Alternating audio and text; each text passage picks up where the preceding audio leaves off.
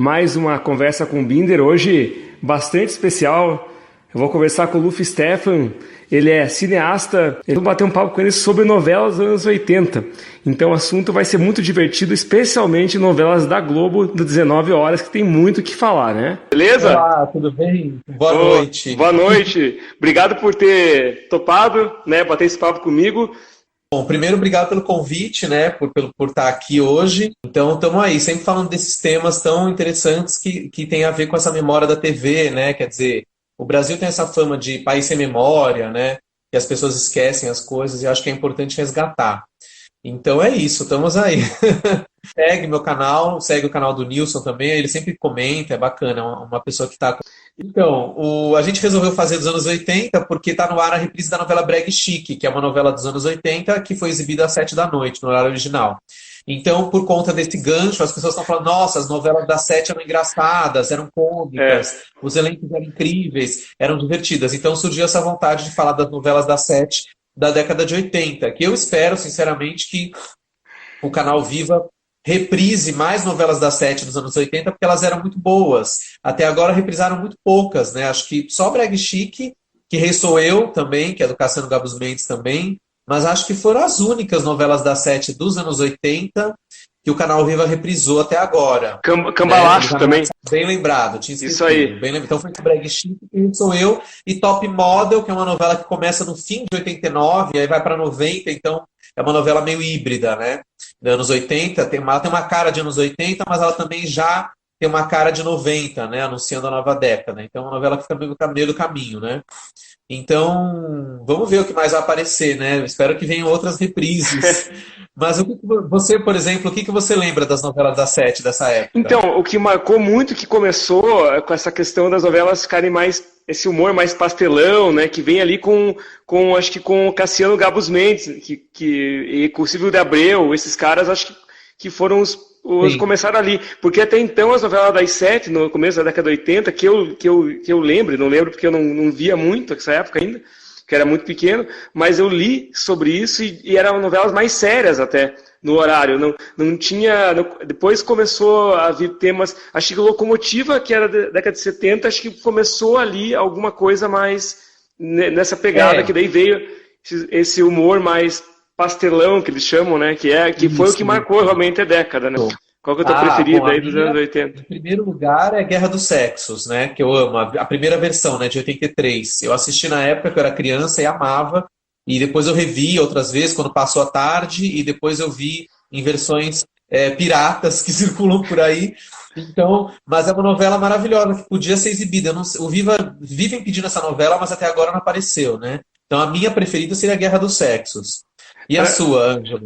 Para mim, marcou muito Vereda Tropical, que tinha o Mário Gomes, jogava no Cantareira, né? E até chegou a gravar uma música na época, fez muito sucesso, né? Fez muito.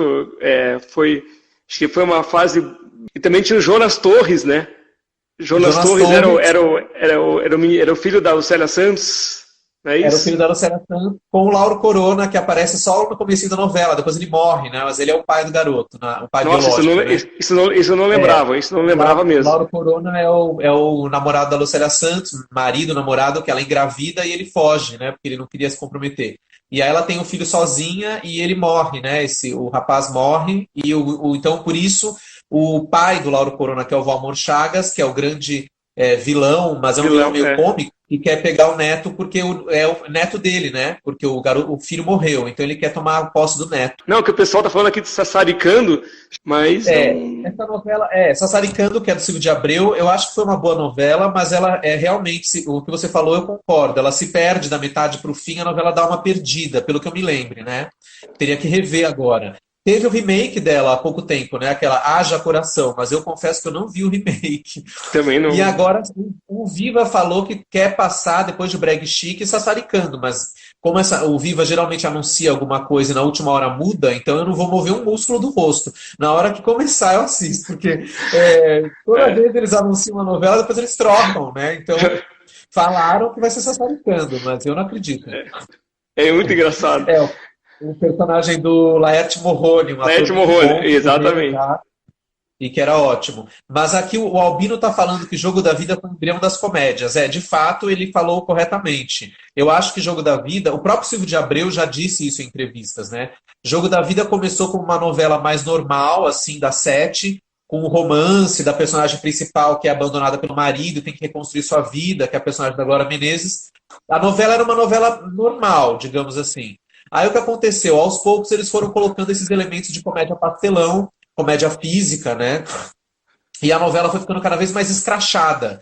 E aí ficou, no final estava uma grande comédia. Jogo da Vida, ela, da metade para o fim, virou uma comédia alucinada. E foi o sucesso dessa comédia fez com que a Globo desse, digamos, carta branca para o Silvio de Abreu fazer uma próxima novela que foi Guerra dos Sexos. E aí, em Guerra dos Sexos, ele escrachou mais ainda, né? Levou as últimas consequências, o que ele tinha, digamos, ensaiado em Jogo da Vida, em Guerra dos Sexos foi acentuado, né? E aí a novela também foi um grande sucesso, e aí o Silvio de Abreu seguiu nessa linha de novelas amalucadas, que tem muita referência do cinema pastelão. Vale dizer que Vereda Tropical é uma novela que tem a mão do Silvio de Abreu, mas escrita pelo Carlos Lombardi, mas digamos que é uma novela dos dois, né? Vamos dizer assim. Depois o Silvio de Abreu ainda fez Cambalacho e Sassaricando, né? Na década de 80 foram as novelas dele, né? Por Hora das Oito, fazer Rainha da Sucata e aí vai para as outras coisas. O Carlos Lombardi, ele começou como colaborador do Silvio de Abreu em Jogo da Vida, colaborando. Depois em Guerra dos Sexos ele também colabora. E aí em Vereda Tropical ele assina a novela como autor, embora o Silvio de Abreu estivesse do lado ajudando. Então é uma novela do Carlos Lombardi, vamos dizer assim. Depois ele fez Bebê a Bordo na década de 80, que foi reprisada no Canal Viva, mas que é uma novela que é uma grande comédia, mas também depois virou um drama, também uma novela que se perdeu também. E aí, como você falou, nas décadas de 90 e década de 2000, Carlos Lombardi domina o horário das 7, né? São várias novelas onde ele desenvolve aquele estilo dele de novelas com homens descamisados, né? Aquela coisa toda. Sempre tinha Humberto Martins e tinha quem mais que Marcos Pasquim, esses sempre estavam, né? Nos times sem camisa.